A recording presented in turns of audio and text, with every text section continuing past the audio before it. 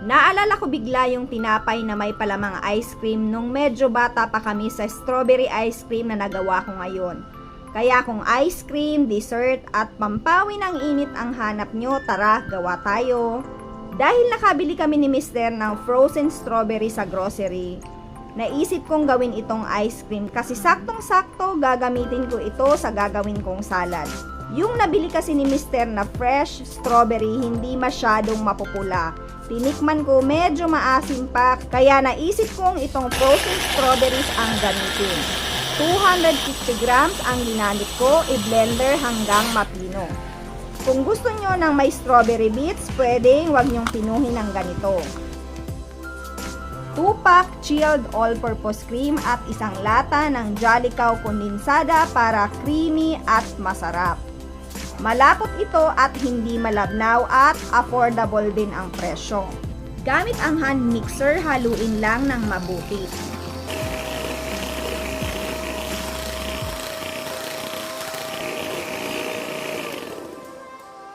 Isunod ang strawberry puree, haluin at dahil medyo maputla ang kulay, nagdagdag ako ng ilang patak ng red food color. Optional lang ito mga mamis. Kung ayaw nyo ng food color, pwede nyo itong i-skip.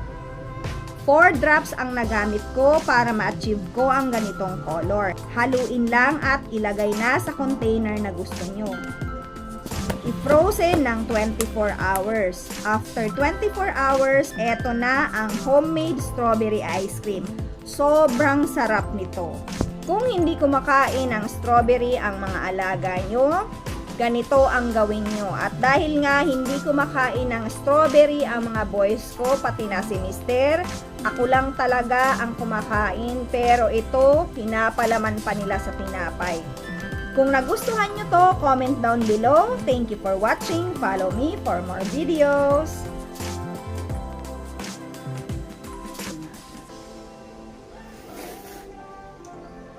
Tumutulong na kasi.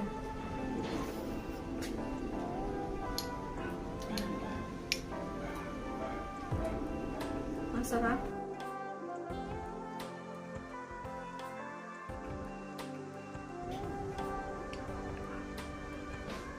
Yum.